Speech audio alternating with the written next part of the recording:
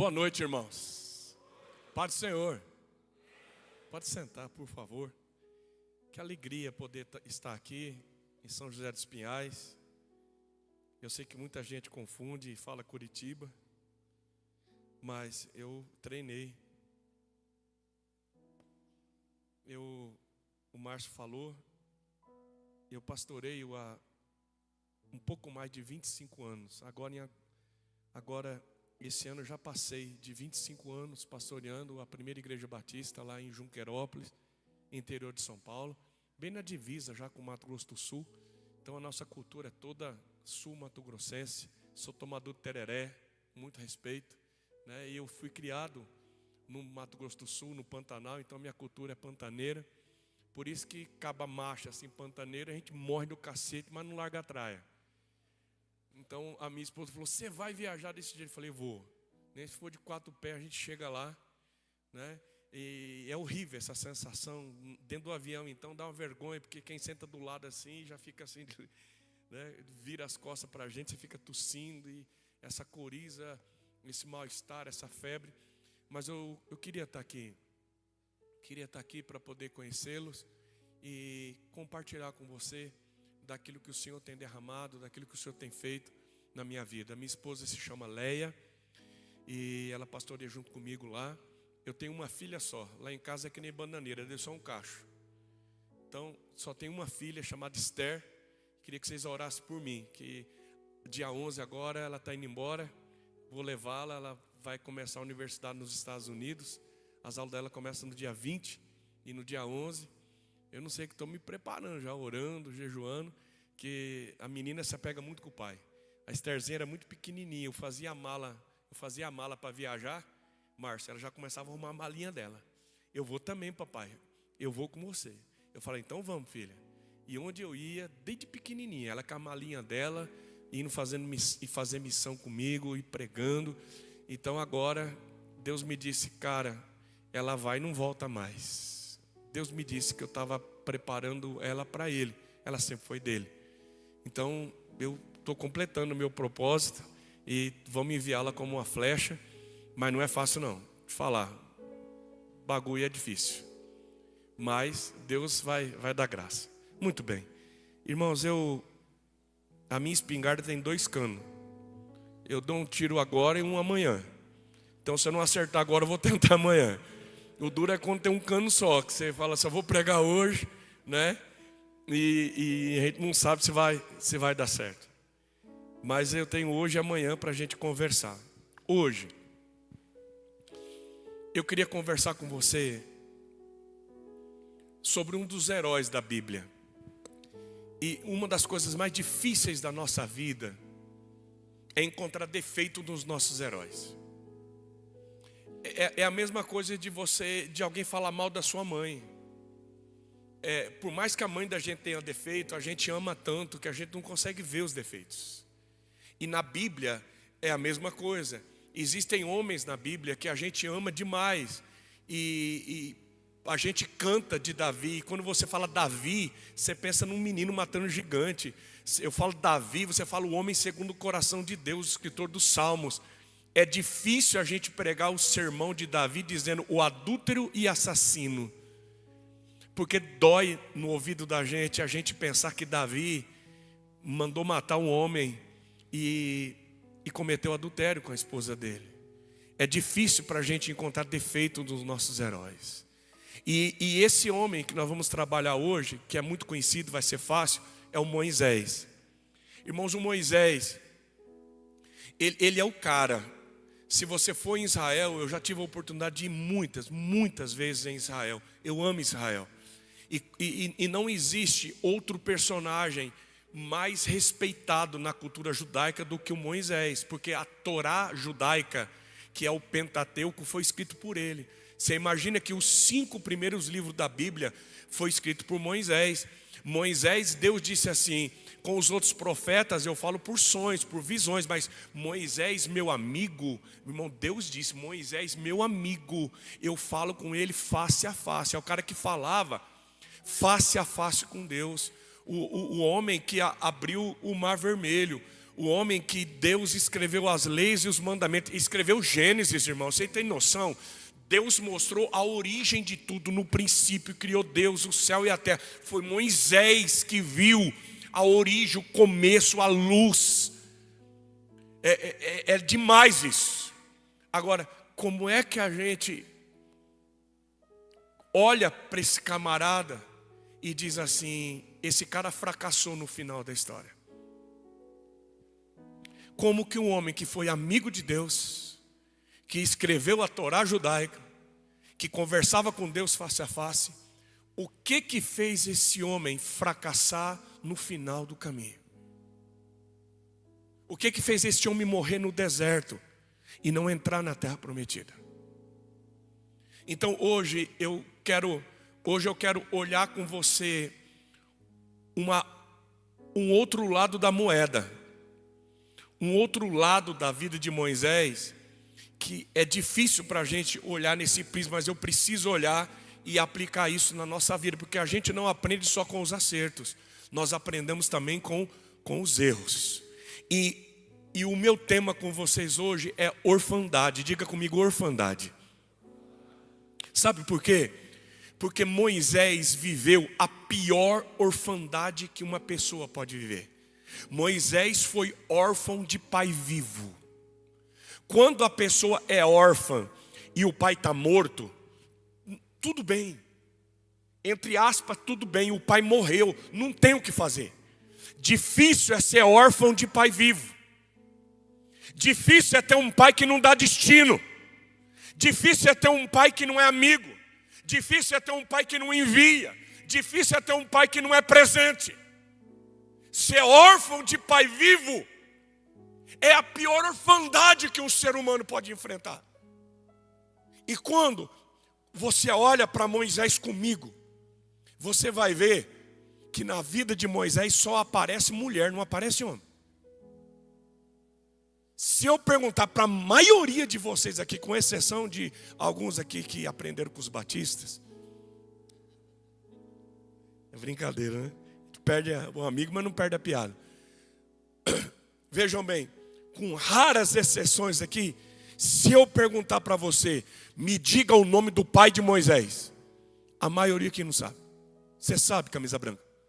Você não sabe, eu olhei na tua cara que você não sabia. Irmãos, até a gente que é pastor, às vezes dá um branco na cabeça da gente. Sabe por quê? Porque o pai de Moisés, chamado Anrão, olha que nome, irmãos. Anrão, um bom nome para você colocar no seu filho. Anrãozinho. Anrão. Escuta bem. Você já ouviu música do Anrão? Você já ouviu alguma mensagem sobre o Anrão? O pai de Moisés não protagoniza nada na vida dele. Quem aparece na vida de Moisés é a mãe. A gente faz música da mãe de Moisés. Como que é o nome da mãe de Moisés? O Joquebede. Moisés não vai morrer. Não é assim? A gente faz música da Joquebede. Escuta bem. É a Joquebede que constrói uma arca. É a Joquebede que dá destino para Moisés. E aí depois aparece a irmã dele, a Miriam. A irmã dele mais velha é aquela que vai atrás quando a mãe solta. É a irmã mais velha que interfere. É a irmã mais velha que acompanha ele no projeto do deserto, que acompanha na missão. E aí depois vem a mãe adotiva, que é a filha do faraó, que é a princesa. Sim, você está vendo, Márcio? Só tem mulher na vida do Moisés. Não aparece um pai adotivo. O Anrão não tem uma palavra. E eu quero que você acompanhe comigo. O que eu vou chamar esse espírito de orfandade, como que isso afetou a vida de Moisés? como que isso afetou o ministério de Moisés. Como que isso afetou os relacionamentos de Moisés. E eu vou começar lendo com você, para você não falar que eu não li a Bíblia. Êxodo capítulo 4, versículo 24. Vamos começar a ler. Deixa eu te colocar no texto. Moisés agora está com 80 anos, tá? Ele já está casado com Zípora, filha do Jetro, que é sacerdote de Midian. Ele já tem um filho mais velho chamado Gerson. E os teólogos concordam que a Zípora estava grávida do Eliezer, mas ainda não tinha dado à luz. Mas já estava grávida. Depois você vai entender por quê.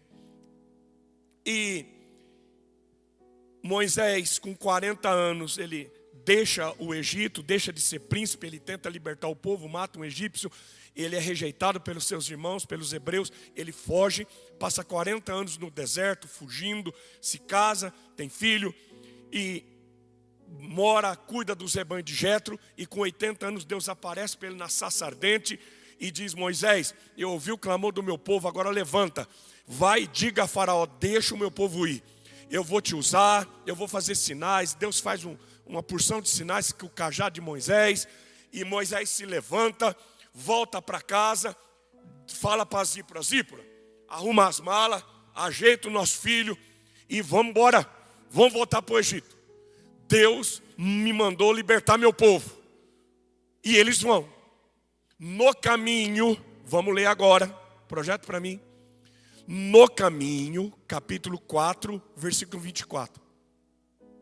No caminho para o Egito, no lugar onde Moisés e sua família haviam parado a fim de passar a noite, o Senhor o confrontou e estava prestes a matá-lo. Mas Zípora pegou uma faca de pedra e circuncidou seu filho com o prepúcio, tocou nos pés de Moisés e lhe disse: agora você é para mim um marido de sangue, um marido sanguinário. Quando disse marido de sangue, estava se referindo à circuncisão. Depois disso, o Senhor deixou Moisés. É aqui que a gente percebe que Eliezer ainda não tinha nascido, porque a questão foi só com o Gerson, o mais velho. Mas isso não vem ao nosso caso hoje aqui. Irmãos, escuta bem. Se você ler a Bíblia de Gênesis a Apocalipse, o único relato de uma mulher circuncidando um filho é a mulher de Moisés. Nós não sabemos o que aconteceu aqui. Isso é um texto de difícil interpretação teológica. Então a gente não pode dizer o que o texto não diz, mas o que o texto diz é que Moisés quer libertar o povo da aliança, sem ter uma aliança com o filho dele. Entende isso? E quando Moisés está indo para libertar o povo que tinha aliança, o Deus de Abraão, de Isaac e de Israel, Moisés está indo e ele não circuncidou o próprio filho. Zípora discerne isso. Nós não sabemos se ele ficou doente, se ele surtou, se alguma coisa aconteceu, ele estava morrendo. E aí Zípora, filha de sacerdote, logicamente, ela pega uma faca de pedra e corta o prepúcio do pênis do menino, do Gerson, e pega aquele prepúcio com sangue, esfrega nos pés de Moisés e diz: você para mim é um marido sanguinário, você é um marido de sangue. E daqui a pouco nós vamos voltar aqui, porque aqui o leite azeda e aqui o casamento entra em crise. Daqui a pouco nós vamos aqui. Agora, o que eu quero ficar com você aqui e pensar um pouco é: por que Moisés não circuncida o próprio filho? E tem mais, Oca. Moisés não deixa apenas de circuncidar o filho dele. Durante 40 anos no deserto, Moisés não circuncida ninguém. Ninguém. Moisés não circuncida um filho de Israel. Como que pode isso? Por que Moisés não consegue circuncidar? Irmãos, presta atenção. A gente precisa entender o espírito das coisas. Hebreus diz que tudo na antiga aliança apontava, era uma figura, era uma tipologia da nova aliança, de Jesus, daquilo que o Espírito ia nos revelar. Vejam bem, por que Deus disse para Abraão que os filhos da aliança, quando o menino nascia, ao 8º dia, o pai do menino pegava o prepúcio do pênis do menino e cortava. Até hoje, todo judeu é circuncidado ao 8º dia. Agora fala para mim, Deus quer sangue? Deus quer ver o sofrimento do menininho de 8 dias? Não! Irmãos, por que Deus institui a circuncisão? Pai, olha para mim, é a coisa mais linda do mundo. Sabe por quê? Porque a circuncisão é o pai tocando a intimidade do filho e o filho entregando a intimidade na mão do pai. Escuta bem, a circuncisão, irmãos, é uma aliança de intimidade de um pai e de um filho. De um filho dizendo, pai, eu estou te autorizando a tocar a intimidade da minha vida. E o pai está dizendo, filho, eu te abençoo. Eu abençoo a sua vida. Eu quero fazer parte da tua intimidade. Eu quero fazer parte da tua história. A circuncisão é a coisa mais linda do mundo. Agora, por que Moisés não circuncida o próprio filho? Porque Moisés não consegue tocar na intimidade de ninguém. Porque ninguém tocou na intimidade dele.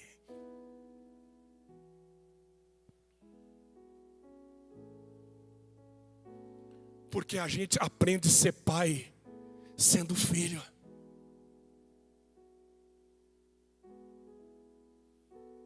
Moisés não teve um pai para tocar na intimidade dele, para dar destino para ele. Moisés não quer tocar na intimidade de ninguém e não quer que ninguém toque na intimidade dele. Eu sei que você conhece muita gente, talvez muitos entraram aqui. Tem homem que está aqui que não consegue abraçar ninguém. Sabe por que você não consegue abraçar ninguém? Porque você não teve um pai para te agarrar, para te dar um beijo e dizer, eu te amo, velho. Eu te amo, cara. E porque você não teve um pai para te abraçar, você também é que nem um porco-espinho. Quando alguém chega perto de você, você é o Moisés que diz, eu não quero circuncidar ninguém na minha vida. Eu não quero que ninguém se meta na minha vida. E eu não quero se meter na vida de ninguém.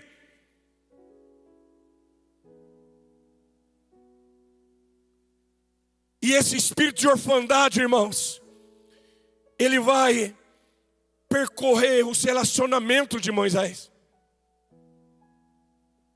Vejam bem, Êxodo 18, versículo 1, projeta para mim.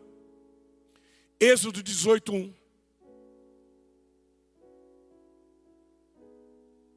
Aqui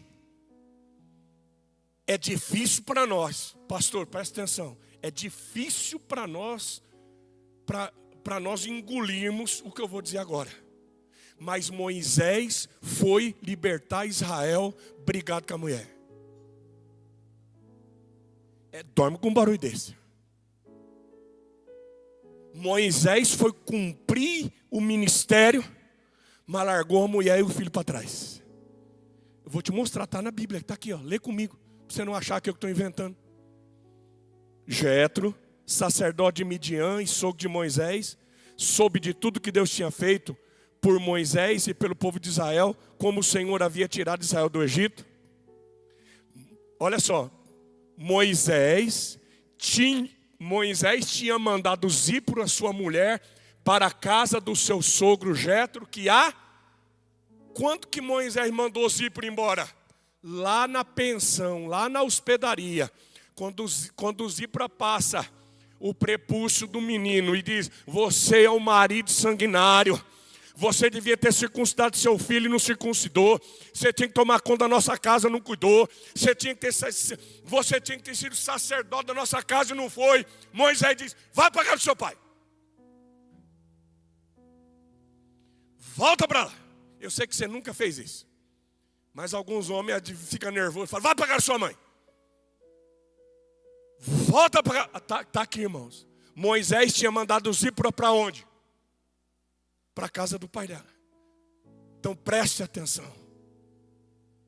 Moisés é obstinado por um propósito. Ele é obstinado por uma missão. Moisés coloca uma conquista e, se for preciso, ele deixa filho para trás, mulher para trás. Sabe por quê? Porque quem tá debaixo desse espírito de orfandade valoriza mais a conquista do que a família. Eu vou repetir. Quem está sendo perseguido, quando tem um peso desse espírito de orfandade, são homens que conquistam tudo lá fora, mas são derrotados dentro de casa. Homens que são campeões lá fora, mas são um fracasso dentro da família. É esse espírito de orfandade. Homens que vão até a última consequência. Você está achando que é pouco? Eu estou falando que ia pintar uma tela difícil, mas eu vou acabar pintando. Olha só. Vamos para o versículo 5 agora, Êxodo 18, 5. Vou te colocar na cena. Irmãos, a gente não tem concordância teológica para dizer quanto tempo durou as pragas. Não tem concordância.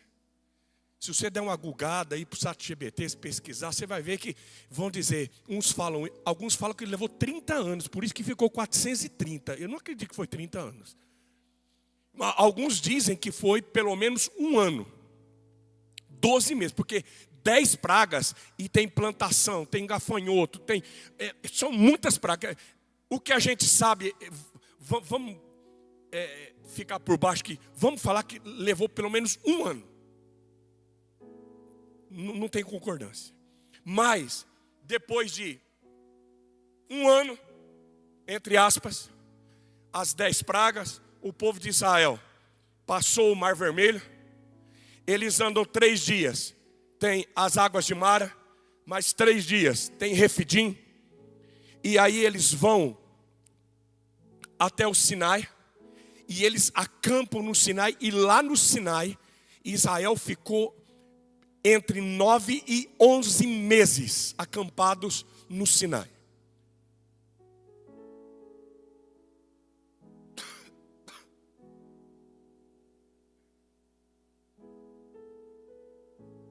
Perdão, irmãos. Israel fica entre 9 e 11 meses acampados no Sinai. Agora veja bem. Faraó já está morto. O exército do Egito está morto. Deus já libertou Israel. E Moisés não vai buscar os filhos e nem a mulher. Você entende a gravidade do que eu estou falando? Quem vai levar a mulher para ele é o sogro. Vamos ler. Está aqui, ó. Jetro, muito prazer. Jetro, sogro de Moisés, veio com os filhos e a mulher de Moisés encontrá-lo no deserto, onde estava acampado perto do monte de Deus. E Jetro mandou dizer-lhe. O que o Jetro faz? Manda um WhatsApp para Moisés. Manda um WhatsApp e dizendo, está aqui, ó. E Jetro mandou dizer-lhe: eu, seu sogro Jetro, estou indo encontrá-lo, e comigo vão sua mulher e os seus 2 filhos. Agora, olha a cena. Então Moisés saiu ao encontro do sogro, curvou-se e beijou. Trocaram saudações e depois entraram na tenda. Meu irmão, não, isso aqui é de lascar. Isso aqui é para acabar, assim, com o piqui do Goiás. Não, ô Márcio, não, imagina, velho. Vamos colocar por baixo. 1 ano sem ver seu filho. 1 ano sem ver sua esposa. Quando Moisés saiu, o que ele fez? Ele beija o sogro. Não, você não está entendendo. Ô irmãos, eu tenho uma filha, eu fico um fim de semana, eu fico uma semana sem ver minha filha. O que a gente faz? Filha do céu, vem dar um cheiro no pai. Irmão, não era para Moisés dizer, vem Gerson. Pô, Gerson, o pai não está aguentando. Não era para dizer, Moisés abraçou seu filho Gerson. E eles choraram. Moisés correu ao encontro da Zípora e dizer, Zípora, my love. Ô, irmãos, eu estou pintando uma tela para você de um homem que não consegue enxergar o valor da família.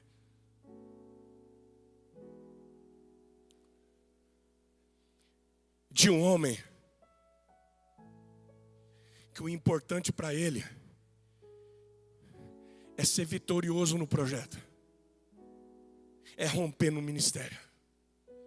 Eu lido com pastores há muitos anos, eu pastoreio centenas de pastores. E você sabe qual é a coisa mais triste? Que a gente, agora, sábado e domingo passado, nós estávamos com 540 filhos e filhas de pastores no meu sítio. 540.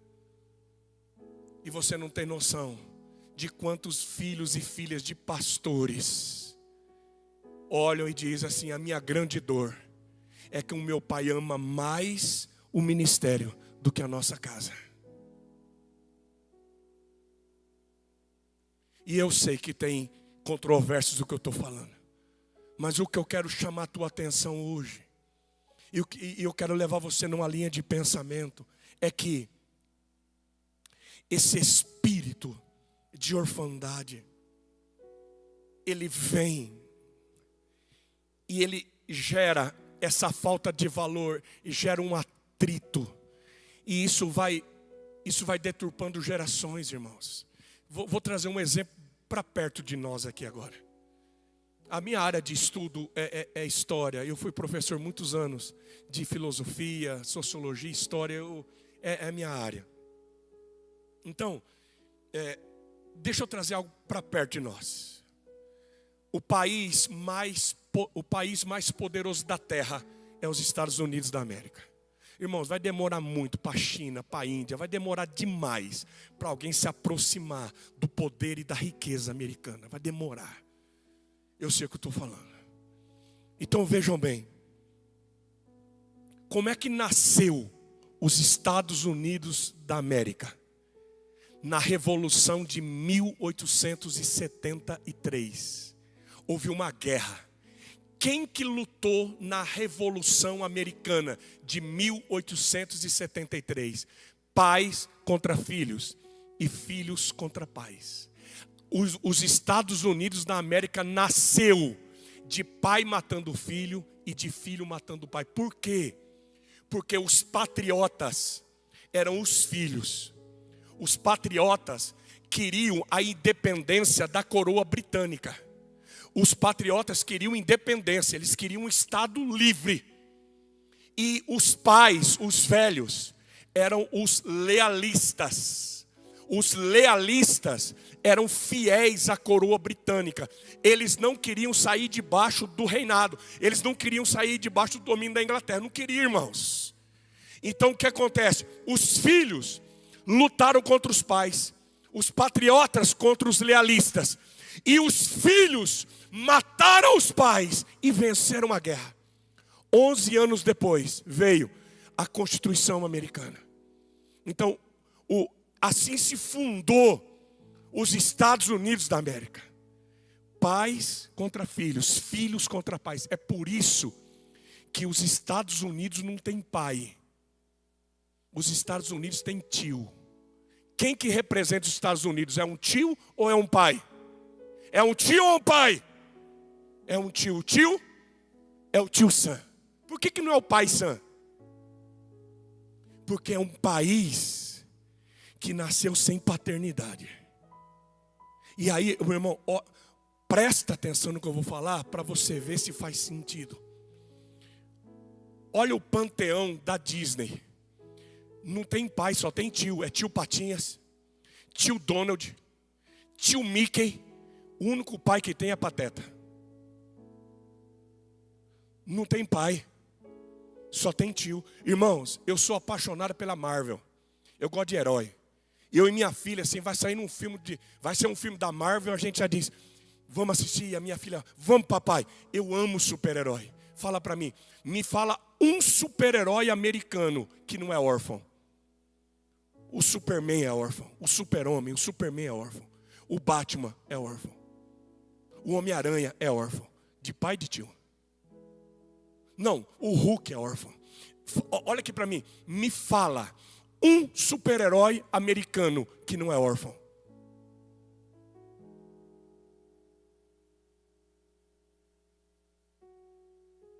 Vocês estão entendendo o que eu estou falando?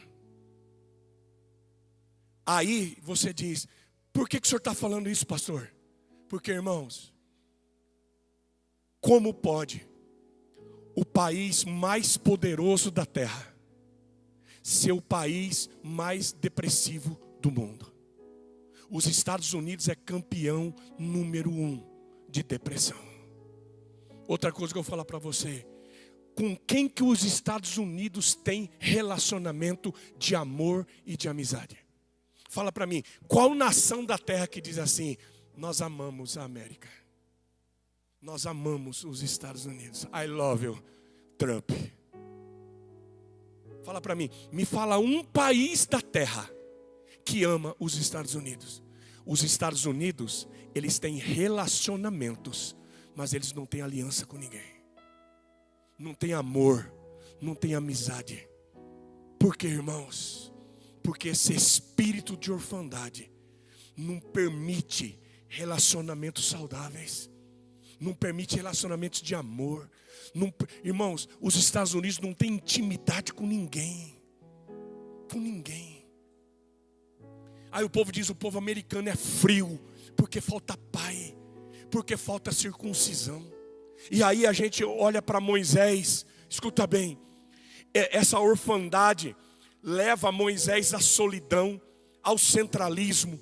Moisés se torna um homem solitário, Moisés se torna um homem centralizador. Irmãos, Moisés teve dificuldade com todo mundo que ele lidou. Moisés teve dificuldade com o irmão dele, com a irmã dele, com a liderança de Israel, com a esposa dele. O Moisés queria, sabe aquele cara que quer fazer tudo? Sabe o cara que fala tudo eu, que não confia em ninguém? Até que o Jetro tem que chegar e dizer, se você continuar assim, você vai morrer. Porque você quer fazer tudo sozinho. Você não confia em ninguém.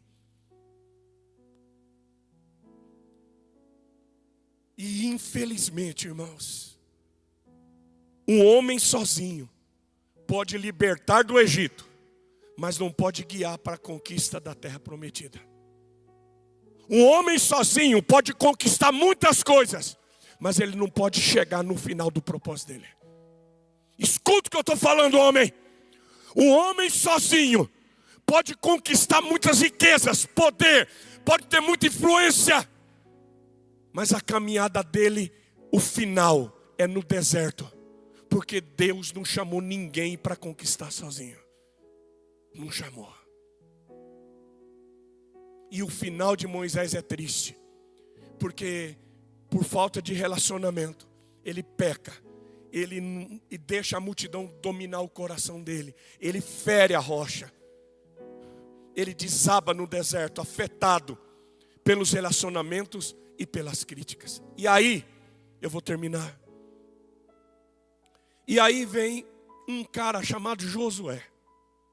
Não, presta atenção. Irmão, quem que é o Josué perto do Moisés? Não, é você colocar o pastor Jetro perto do Billy Graham. Você entende a discrepância, a distância? Irmão, o Josué perto do Moisés Não é nada, é um improvável, é um Zé Ninguém. Mas Deus disse: ô Moisés, é o Josué que vai dar continuidade. É o Josué que vai conduzir o povo para a conquista. E aí o Josué vai. Agora projeta para mim, Josué 24:15, só o finalzinho. Porque veja bem, o Josué vai liderar Israel. Mas o Josué começa completamente diferente do Moisés. Olha só, irmãos, o Josué olha para Israel e diz assim: o que vocês vão fazer da vida de vocês, eu não sei. Mas olha a última frase, todo mundo sabe de cor. Josué diz assim: mas eu e a minha, diga eu, não fala que nem macho, diga eu e a minha família. Josué diz: o que vocês vão fazer eu não sei. O Moisés começa deixando a família para trás. Moisés começa sem aliança com os filhos. Mas Josué diz: não, se eu vou, a minha família vai junto, a minha esposa vai, os filhos vão, eu não vou sozinho. Eu e a minha casa vamos servir ao Senhor. Tem alguém que recebe essa palavra aqui hoje? Diga: eu e a minha família. Irmãos, o Josué entende uma coisa: não vale a pena conquistar sozinho. Ô Márcio, o que o Josué faz quando passa o Jordão? Monta o tabernáculo em Gilgal. E ele circuncida todos os homens de Israel que tinham nascido no deserto. Sabe o que o Josué está dizendo? Nós não vamos para a conquista se antes nós não fizermos uma aliança de intimidade, de amor. Eu quero que os meus filhos vão comigo. Eu quero a minha família comigo. Eu quero meus discípulos comigo. Eu não vou sozinho. Eu vou com as pessoas que Deus colocou do meu lado. E aí, irmãos, eu quero gastar esses últimos minutos.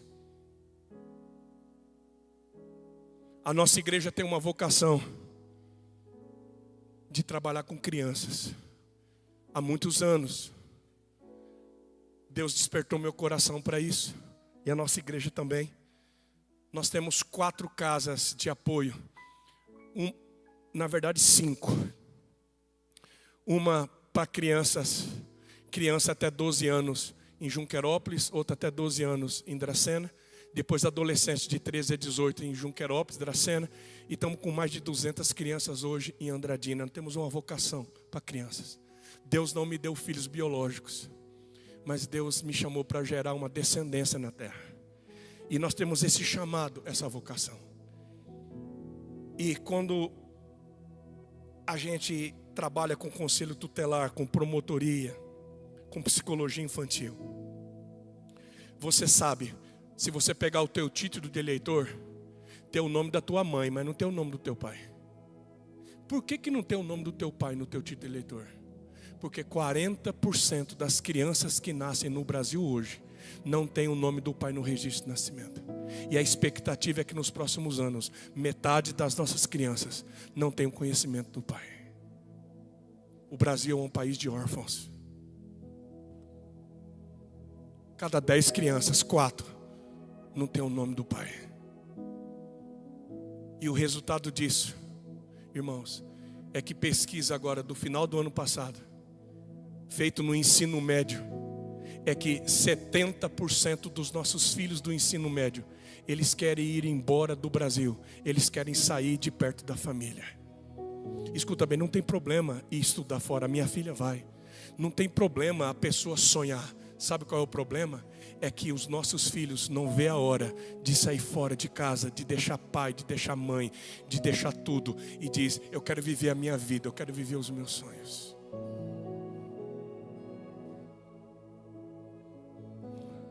E quando eu conto para você a história de Moisés, quando eu conto para você esses dados que muitos de vocês sabem, a história de Moisés é a história de muitos aqui, e também é a minha história. Eu fui órfão, irmãos. Eu fui órfão de pai vivo. O meu pai, eu quero terminar contando esse pequeno testemunho, que talvez você se identifique com alguma coisa. Quando meu pai se casou com a minha mãe, ele era 30 anos mais velho que ela. Papai casou com a mamãe, ela tinha 17, ele tinha 47. A minha mãe é paranaense, aqui do interior, do norte do Paraná, uma caboclinha da roça, analfabeta. Papai com 47 anos, ele já tinha tido muitas outras esposas.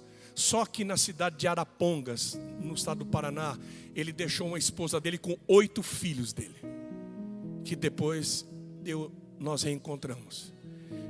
Fora eu e minhas 2 irmãs, papai teve mais de 15 filhos com outras mulheres. Um pernambucano ruim, irmãos. Um homem perigoso. E eu sou o caçula. Eu tenho 2 irmãs mais velhas do que eu.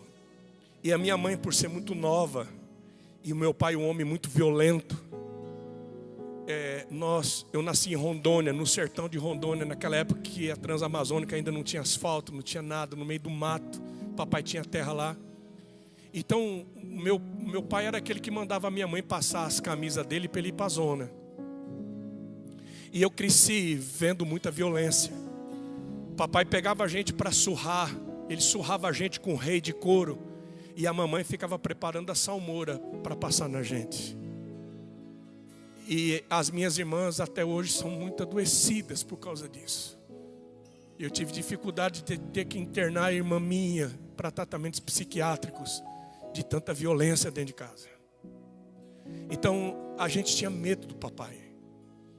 E minha mãe entregou a vida ao Senhor Jesus e buscava a Deus. E nos mudamos de Rondônia para o Mato Grosso do Sul, onde eu me criei. E quando nós nos mudamos para o Mato Grosso do Sul, eu achei que a vida ia melhorar. Eu tinha 8 anos. Mas ao invés de melhorar, piorou, porque papai estava com dinheiro. Ele comprou uma caminhonete nova e ele passava com mulheres prostitutas em frente de casa. A minha mãe via, ela chorava, as brigas aumentavam. E ele fez alguns investimentos. Eu tinha quase 9 anos nessa época. Eu via minha mãe chorando, indo para a igreja. Ela levava a gente, mas as coisas não melhoravam. E um dia, eu vi meu pai arrumando as coisas dele e colocando na caminhonete. Eu disse: mamãe, eu acho que o papai vai embora. Ele vai abandonar a gente. Irmãos, eu queria que meu pai me amasse, sabe? Meu pai nunca me pegou no colo. Ele nunca foi aquele cara que disse, que me deu um abraço. E sabe quando o filho fica puxando conversa com o pai, assim, fazendo gracinha para ver se o pai dá uma atenção? Mas meu pai não era assim. E eu disse: pai, o senhor vai embora, para onde o senhor vai? E ele me empurrou, não disse nada, e colocando as coisas dele. Minha mãe sabia que ele tinha comprado umas coisas, umas propriedades. Então ela foi lá, escondida, e pegou uns documentos assim, sei lá, eu acho com as escrituras. Colocou na saia assim, colocou a blusa por cima. E quando papai foi procurar aqueles documentos e não encontrou, ele ficou endemoniado. Então ele começou a quebrar tudo e dizendo: Tereza, eu vou matar, Tereza, eu vou fazer uma besteira, me dá esses documentos. E minha mãe se esgueirando. Quando ele viu que minha mãe não ia dar, ele pegou eu e a minha irmã mais nova e trancou a gente dentro de um quarto e chamou minha mãe. E disse: vem aqui, Tereza. Aí quando a minha mãe entrou, ele sacou uma faca, eu não esqueço nunca disso. Uma faca, um cabo branco, um cabo madrepérola assim. E ele encostou na minha barriga e disse: Tereza, me dá esses documentos, senão eu vou matar esse desgraçado. E você sabe que eu mato, Tereza. E a minha mãe sabia que ele não estava brincando, ele estava endemoniado. Eu não gritei, não chorei, fiquei petrificado. A minha irmã gritava. Minha mãe entregou os documentos para ele, ele foi embora. E deixou a gente sem nada no sertão do Mato Grosso. Eu, minha mãe e minhas 2 irmãs. Minha mãe é analfabeta. A gente ficou sem casa para morar, com o restinho de comida que tinha. Mas eu não esqueço nunca, irmãos, naquela noite. Ninguém falava nada em casa. A minha mãe sentou em cima da cama, pegou uma velha Bíblia que ela tinha de capa preta, de zíper assim, um zíper rasgado. E ela abriu a Bíblia, a gente tudo empinhado em cima da cama assim. A gente não tinha o que fazer, a gente queria ficar junto. E a minha mãe nem sabia ler, mas ela sabia decor. Ela abriu o Salmo 23 e ela começou a ler: o Senhor é meu pastor e nada me faltará. Deitar-me faz em verdes pastos, guia-me mansamente às águas tranquilas, refrigera a minha alma e guia-me por vereda de justiça por amor do seu nome. Ainda que eu ande pelo vale da sombra da morte, não temerei mal algum, Porque até ali tu estarás comigo, e a tua vara e o teu cajado me consolam. Preparas uma mesa perante mim, na presença dos meus inimigos. Unge a minha cabeça com óleo, o meu cálice transborda. Certamente que a bondade e a misericórdia me seguirão todos os dias da minha vida, e habitarei na casa do Senhor por longos dias. A minha mãe olhou para nós e disse: o papai foi embora, mas o papai do céu não foi. Deus vai me ajudar a criar vocês. Aí, irmãos, a minha mãe ajoelhou e disse assim: vamos orar. Minha mãe começou a orar pelo meu pai. Deus, salva meu marido, salva o pai dos meus filhos, resgata esse homem, protege ele. Eu não acreditei naquilo. Do lado eu comecei: Deus, mata ele, faz ele bater a caminhonete, regaça ele, Deus. Mas eu peguei tanto ódio, dele. Tudo que eu queria é ver esse homem sangrar. Tudo que eu queria é ver esse homem morrer. Eu tinha 9 anos. E eu disse: mãe, eu vou crescer. Eu vou estudar, eu vou trabalhar, eu vou tirar a sorte da roça. E um dia o pai vai pagar pelo que ele fez, porque um dia eu acho ele. A hora que eu crescer e virar homem, ele vai pagar o que ele fez. Porque ele fez comigo, porque eu sou um moleque. Mas um dia eu vou ser homem. E o ódio começou a ser o meu companheiro, irmãos. Eu me tornei obstinado. Minha mãe continuou com a gente na igreja. Com 12 anos eu era campeão. Com 12 anos eu lia a Bíblia inteira. Com 12 anos eu já tocava, cantava. Até os 14 eu fui firme, irmãos. E assim, obstinado. Sabe quando você diz assim: eu vou vencer na vida? E quem aqui é pobre? Eu não sei se tem pobre aqui, mas pobre só tem 2 chances na vida. Pobre tem que estudar mais do que os outros e trabalhar mais do que os outros. Porque o rico tem herança, irmãos. O rico tem um começo, o pobre não tem começo de nada. Ou você estuda, tem moleque aqui, se você não estudar mais do que os outros e não trabalhar mais do que os outros, você vai morrer pobre. Pode concordar mesmo, é verdade. Porque a pessoa tem que ir além. E foi o que eu fiz a vida inteira. Eu fui, irmãos. Até os 14 anos eu fiquei firme na igreja, minha mãe me segurou. Mas depois dos 14 eu conheci a noite, conheci o sexo, conheci a bebida, conheci as baladas. E eu trabalhava, eu estudava. E eu fui precoce. Com 14 anos eu comprei meu primeiro carro.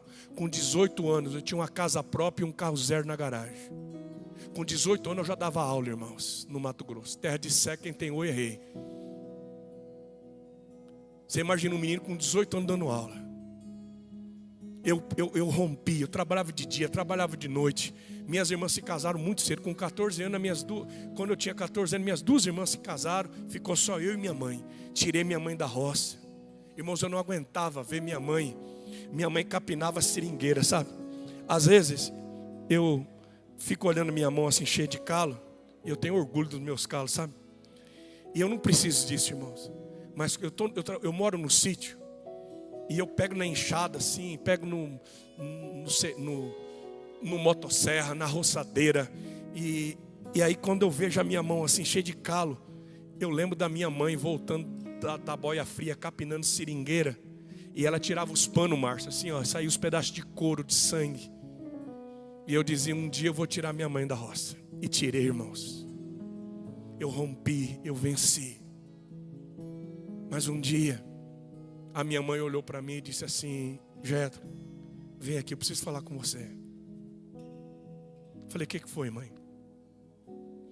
Ela disse: Jetro, eu te amo. Depois de Deus, você é tudo que eu tenho. Você é um campeão, Jetro. Você é um vencedor. Todo mundo fala bem de você da cidade. Mas, Jetro, você se tornou igualzinho seu pai. Aquilo me pegou, irmãos. Minha mãe disse: teu pai era um viciado. Você está bebendo todo dia. E fim de semana, eu não sei quando você vai chegar. Fim de semana você só chega carregado. Eu não aguento mais limpar os teus vômitos no quarto. Você não ama ninguém, Jetro. Não, mãe, eu amo a senhora. Não, você não me ama. Porque se você me amasse, você não me deixava te esperando toda noite, sem saber se você vai chegar vivo ou morto. Você não ama ninguém, Jetro. Você é igualzinho seu pai. Você não ama nem você mesmo, você está se matando. Homem, jovem, olha bem para mim. Eu aprendi uma coisa a duras perdas. Ou você se parece com quem você ama, ou você vai se parecer com quem você odeia. Eu vou repetir. Ou você se parece com quem você ama, ou você acaba se parecendo com quem você odeia. Eu tinha me tornado um homem igual meu pai. Um homem de coração duro, que só pensava em ganhar dinheiro, que só pensava, olhava para as pessoas, mas não dava valor para as pessoas, dava valor para os números, porque as pessoas iam fazer para mim. Eu usava as pessoas. Eu disse: mãe, eu vou mudar, mãe, eu vou parar de beber, eu vou voltar para a igreja. Sabe aqueles trem assim? Mas você sabe, você aguenta firme assim uns 3, 4 dias. Quando chega sábado à noite, o cara mostra aquela bichona assim, suada. Vem, Jetrão, só uma. Você já viu cachaceiro beber uma? Uma dúzia, companheira. E aí a hora que eu vi, eu já estava mamado de novo, bêbado, me prostituindo. E aquilo veio uma depressão muito grande, uma angústia muito grande. Eu comecei a pensar em tirar minha vida. Eu via minha mãe triste. E um dia, vou encurtar, meu tempo já passou. Escuta bem, um dia, era uma sexta-feira à noite. Hoje é sexta? Igual hoje, uma sexta-feira à noite. Eu tinha uma namorada, eu saí com ela, a gente saiu para beber, saiu para balada. Mas sabe quando você vai beber e não desce? Não tem lugar para você. Eu falei para ela: cara, eu preciso ir embora. E eu deixei ela na casa dela, fui para minha casa. Entrei no meu quarto, eu não acendi a luz. Eu sentei na cama e disse assim: Deus, o Senhor está aí? Eu queria te conhecer que nem minha mãe te conhece. Irmãos, a minha mãe cantava, irmãos. Não, pensa isso. Uma mulher largada, abandonada, trocada. Acordava 5 horas da manhã para ir para a roça. Eu acordava com a minha mãe cantando. Dá um sol para mim, filha. Está vendo? A minha mãe cantava assim. Quantas e quantas vezes ela cantava assim? Porque Ele vive, posso crer no amanhã. Porque Ele vive, temor não há. Mas eu bem sei, eu sei que a minha vida, me ajuda, irmão, está nas mãos do meu Jesus que vive está. Fala para mim, como é que uma mulher preparando arroz e mamãozinho refogado para deixar para os filhos 5 horas da manhã cantava? Eu disse: Deus, eu quero te conhecer que nem minha mãe, eu quero ser feliz, porque eu estou morrendo, Deus. Eu tenho casa boa, eu tenho carro zero, eu tenho namorada bonita, eu tenho dinheiro, mas eu estava morrendo no deserto, irmãos, porque eu não conseguia amar e não deixava ninguém me amar de verdade. O ódio estava me consumindo, essa orfandade estava me matando. E do jeito que você está me ouvindo hoje, eu ouvi Deus. Deus me disse assim: para eu mudar a tua vida, para eu te perdoar, para eu te libertar, primeiro você tem que perdoar seu pai. Eu disse: aí não, Deus, aquele velho desgraçado não, ele não merece meu perdão. Sabe o que Deus me disse? Você é tão pecador quanto seu pai. Aí eu lembrei da oração do Pai Nosso: Pai nosso que estás nos céus, perdoa os meus pecados, assim como eu perdoo quem me ofendeu, quem me tem ofendido. Deus me disse: se você não perdoar o seu pai, eu não posso perdoar você. Porque a gente quer perdão, mas é difícil para a gente perdoar. E eu disse isso para Deus. Eu disse: Deus, eu não consigo. Eu preciso que o Senhor me ajude. E naquela noite Ele me ajudou. Eu não sei quantas horas eu fiquei ali, irmãos, mas eu me prostrei e eu chorei, pedi perdão. Disse: Deus, onde meu pai estiver, eu não sei onde ele está, mas eu quero perdoá-lo, eu quero abençoá-lo. Me ajuda a amar, me ajuda um dia encontrar ele. Tira esse peso, tira essa dor. E Deus tirou. Quando eu me levantei, irmãos, eu dormi pela primeira vez na minha vida. Eu dormi um sono que eu nunca tinha dormido na minha vida. Sabe quando é dormir nos braços do Pai? Eu dormi nos braços do Pai. Deus me tirou do Mato Grosso do Sul. Eu vim para o estado de São Paulo. Fui fazer faculdade de Direito. E minha mãe veio comigo. E aí eu me tornei radical nas coisas de Deus. Me tornei radical na oração, no jejum. Voltei a tocar, montei banda. A gente tocava na praça. A gente ia fazer evangelismo. Eu me tornei um missionário. Me tornei líder de jovem. Eu pregava na faculdade. Eu levava a Bíblia para a faculdade de Direito. O pessoal me chamava de pastorzinho. Eu parava a aula com a Bíblia embaixo do braço. Eu cansei de fazer isso. Eu fiquei louco por causa de Jesus. Eu queria recuperar tudo que eu tinha perdido. Tudo que eu tinha feito de ruim, agora eu queria fazer de bom. Eu estava apaixonado pelas coisas de Deus. Foi muito rápido as coisas da minha vida. Mas eu sabia que eu precisava encontrar meu pai. E um dia eu descobri a cidade onde ele estava morando. Meu pai tinha perdido tudo. Homem, guarda o que eu vou te falar. A miséria e o adultério andam de mão dada. Tem dois demônios que andam junto.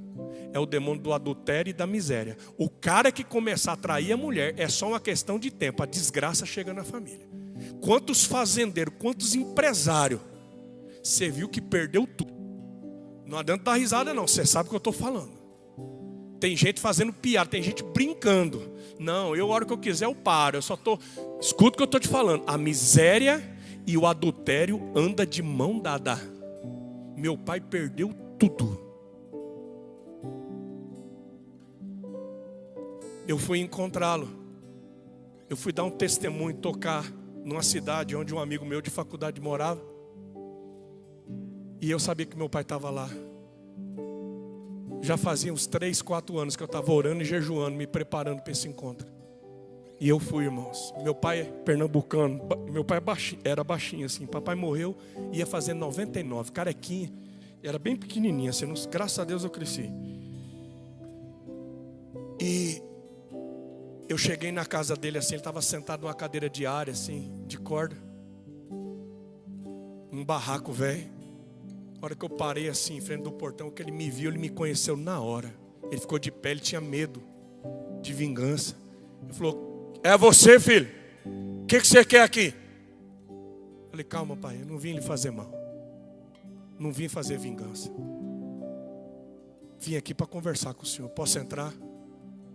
Eu entrei. Eu disse: pai, eu vim aqui conversar com o senhor porque eu te odiei minha vida inteira. Eu sonhei te matando, eu perdi as contas de quantas vezes eu sonhei te matando. Tudo que eu queria era vingança por todo o mal que o senhor fez para nós. Mas eu me encontrei com Jesus, pai. Eu encontrei com Jesus da mamãe. Ele salvou minha vida, ele me libertou e Jesus disse que era para perdoar o senhor. E eu tenho orado todo dia para Deus me ensinar a amar o Senhor. Eu vim aqui para te pedir perdão por todo o mal que eu te desejei e por todo o ódio que eu tive do Senhor. O Senhor me perdoa, pai. Eu não esqueço nunca disso, irmãos. Foi o primeiro abraço que meu pai me deu na vida dele. Ele me juntou pelo meio assim, ó. E ele não soltava. Ele começou a tremer, chorar e disse: eu que tenho que te pedir perdão, meu filho, porque eu fiz muito mal para você, para suas irmãs, para tua mãe. Como é que está tua mãe e as suas irmãs? Como é que estão? Está tudo bem, pai. Conversei um pouco com ele ali. A gente não tinha muito assunto. Falei: pai, hoje à noite eu vou estar lá naquela igreja, lá na praça lá. Uma igreja chamada Avivamento Bíblico no Brasil. Você virou pastor? Falei: não, pai, eu tenho empresa e estou terminando a faculdade de Direito. E eu não sou pastor não. Na época eu nem sonhava em ser pastor. Nem passava na minha cabeça. Mas eu falo de Jesus, eu gosto de tocar, cantar. Eu testemunho o que Jesus fez na minha vida. Se o senhor quiser ir lá na igreja hoje à noite, eu vou estar lá. Mas eu sabia que papai não gostava de crente, tinha raiva de crente. E eu fui embora. Mas para a glória de Deus, irmão. Sabe aquelas igrejinhas pequenas, assim, de cidadezinha do Mato Grossinho, aqueles banquinhos de madeira, meia dúzia de banco daqui, meia dúzia de banco daqui, um palquinho bem simplesinho assim, eu sentado assim. E aí foi a hora que eu subi para tocar, para ministrar. Eu vi no último banco assim, eu vi a carequinha dele assim, ele com o chapéuzinho do lado. Naquele dia, irmãos, eu fiz uma oração só. Falei, Deus, o Senhor salvou minha vida, salvou minha mãe, minhas irmãs, meus cunhados, meu sobrinho. Salva o papai. Quando eu comecei a falar de Jesus, parecia que não tinha ninguém, só tinha eu e ele. Eu nem sei o que eu preguei, porque eu nem sabia pregar. Até hoje eu estou tentando. Mas quando eu acabei de falar, eu disse, se você quer entregar sua vida a Jesus, se você quer conhecer Jesus como eu conheci, se você quer ser transformado como Ele me transformou, eu queria orar por você. Irmãos, e para a glória de Deus, o papai ficou de pé. Eu nem fiquei olhando para os outros, eu queria só meu pai. O papai ficou de pé e começou a ouvir, eu saí correndo. E corri no corredor assim, me ajoelhei com ele e orei com meu pai. Eu batizei meu pai, irmãos. Pode aplaudir o Senhor.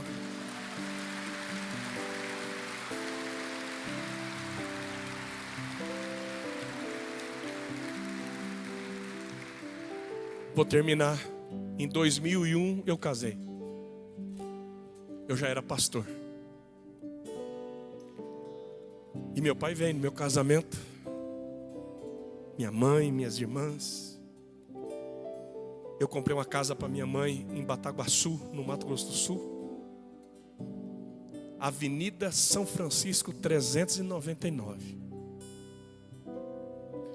Casei, passou uns meses. Minha mãe me ligou. Ô mãe, oi filho. Filho, eu queria falar uma coisa para você. O que foi, mãe? Teu pai chegou aqui. Falei, aí em casa? É, veio aqui em casa. Lá no Mato Grosso do Sul. Eu já morava em São Paulo. O que meu pai está fazendo aí, mãe? Ah, filho, ele veio com umas histórias bestas que ia acabar a vida do meu lado, que agora nós somos crentes. Se eu não aceitava ele de volta. Eu falei, isso foi em 2001. Eu disse, e a senhora, mãe? O que a senhora vai fazer? Ela disse, ah, filho, você sabe, né? Eu esperei teu pai a vida inteira. Eu orei por ele. Irmãos, ela cuidou dele até ele morrer. Era a coisa mais linda, Márcio. Que eu chegava lá em Bataguaçu. Meu pai estava deitado na rede, minha mãe na cadeira. E eu chegava devagarzinho, cara. Porque ela continuava cantando. A minha mãe nunca parou de cantar, irmãos. E eu não estou contando isso para te emocionar. Eu estou contando isso porque eu sei que tem muita gente nesse auditório que foi órfão de pai vivo que nem eu. E hoje, irmãos, eu olho para trás, eu não culpo meu pai. Por quê? Porque meu pai também não teve um pai para cuidar dele. Meu avô foi um homem violento. Meu avô matou a minha avó de paulada, grávida do irmão do meu pai. Você entende isso? Essa história vai se repetindo. Agora, vejam bem, quando eu me encontrei com Jesus, quando eu me consertei com meu pai, quando eu me casei, quando a minha filha nasceu, eu disse assim, eu não vou repetir a história da minha família. Eu e a minha casa vamos servir ao Senhor. O abraço que eu não tive, a minha filha vai ter. Eu nunca ouvi eu te amo, mas a minha filha vai ouvir. Eu vou quebrar esse espírito de orfandade no meio. E talvez você veja aqui e talvez você nem conhece seu pai. Talvez você não tenha nem o nome do teu pai. Ou talvez o teu pai está vivo, mas o teu pai nunca deu destino, nunca foi seu amigo. Eu não sei onde é que essa história se encontra. Eu só sei uma coisa, escuta bem. Deus não quer que você termine a tua vida no deserto. Alguns aqui já perderam o casamento. Alguns aqui já estão vivendo uma vida longe dos filhos. E se eu perguntar para você, você vai dizer: eu quero ser feliz, eu quero acertar. Mas tem um peso espiritual que não te deixa se sentir amado e nem amar ninguém de verdade. Alguns homens aqui ganharam dinheiro. Tem gente que compra fazenda, é comerciante. Você tem o teu mestrado, você fez faculdade, você tem comércio, você tem teu escritório, você é famoso lá fora. Mas dentro da tua casa você se sente um fracasso, um derrotado. E do que adianta ganhar o mundo inteiro e perder a família da gente? Fique em pé, por favor.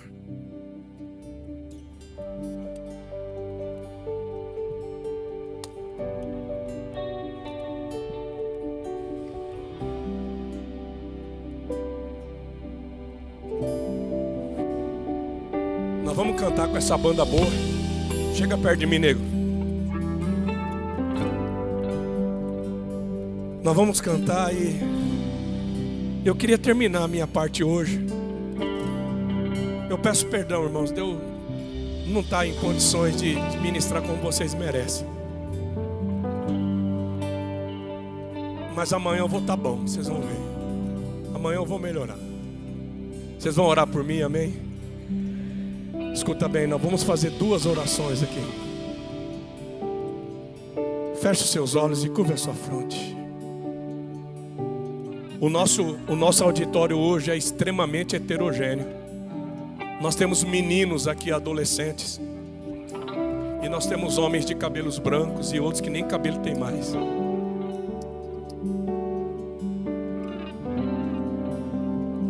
Nós temos jovens, homens de meia idade, anciãos.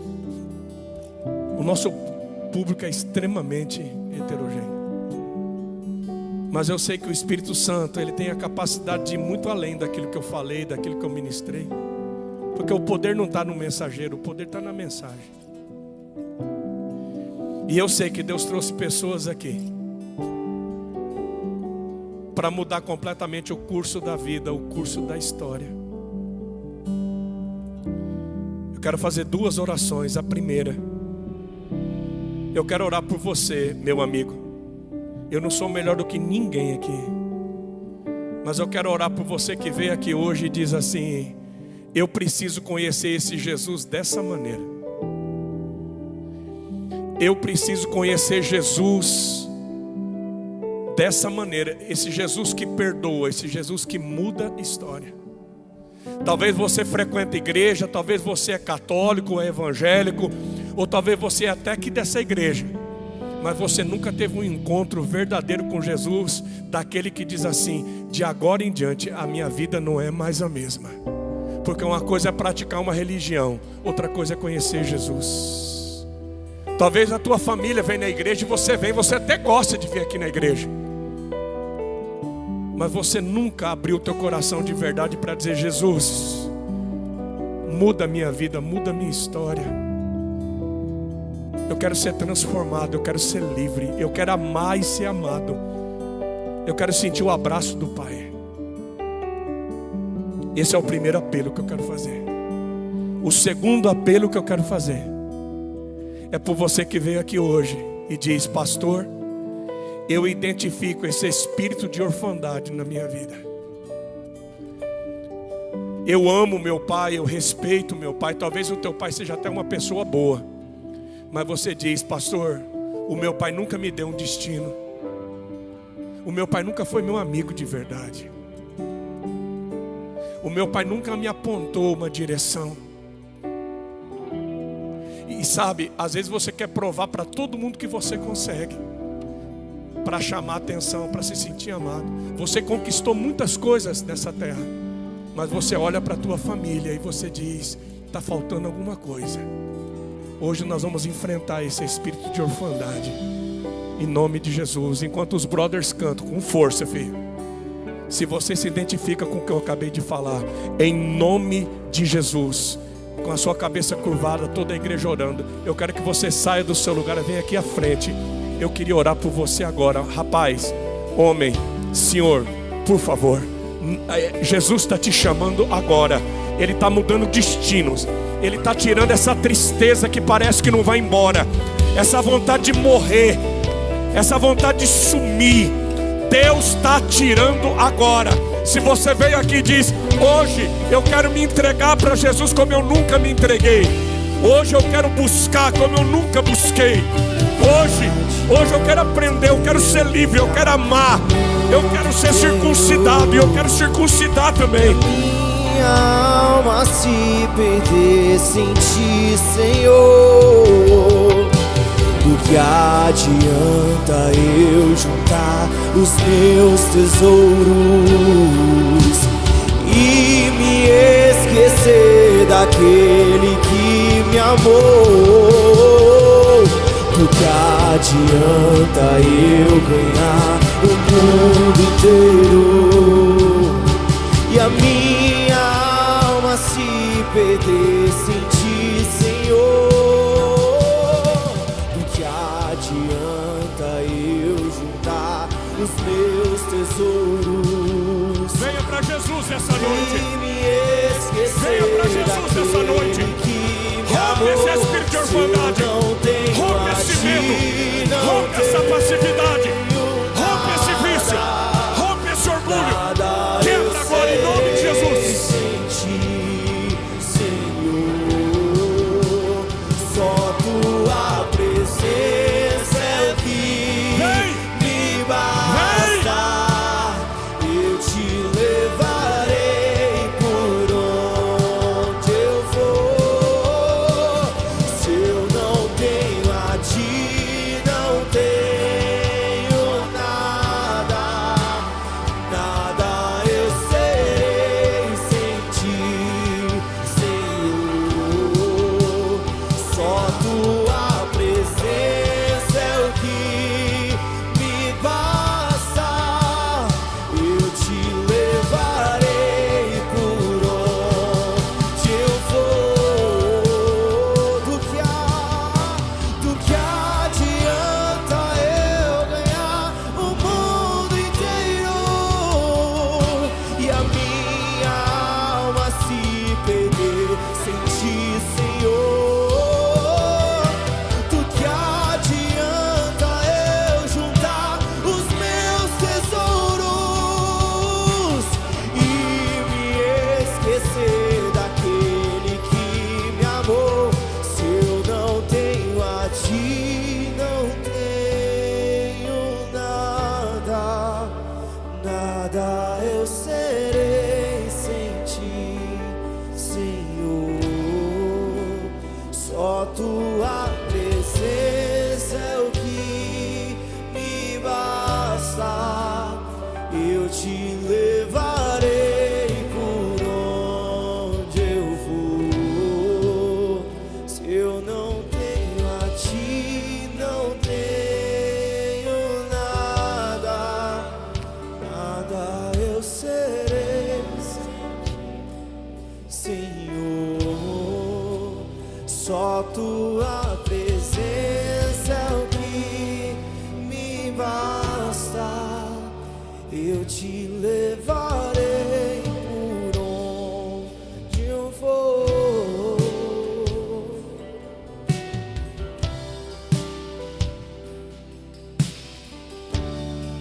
Do que adianta eu ganhar o mundo e perder minha alma? O que eu preciso é você, Jesus. O que preciso é você, Jesus.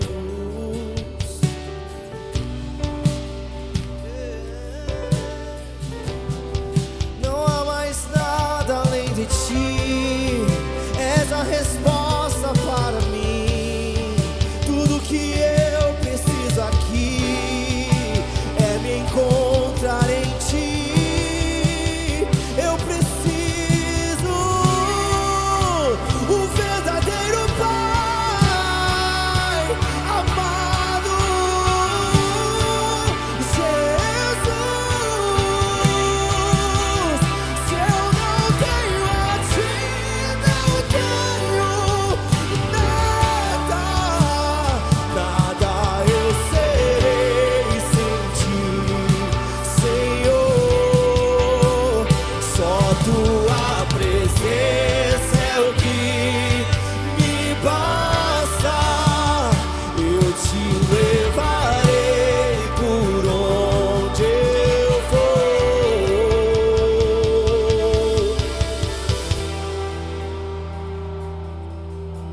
Irmãos, tem um tempo da visitação do Espírito. Tem um tempo onde o Espírito Santo, ele começa um processo na nossa vida. Pode ficar aqui na frente, se você quiser ficar em pé. Nós estamos encerrando essa noite, entendendo que nós estamos tendo uma visitação do Espírito. Deus está começando a mover coisas que vão nos preparar para aquilo que nós vamos viver nele nessa próxima estrada que você vai caminhar. Tem uma jornada para alguns de vocês que vai precisar quebrar o velho homem e vai precisar mexer com a estrutura de quem você é.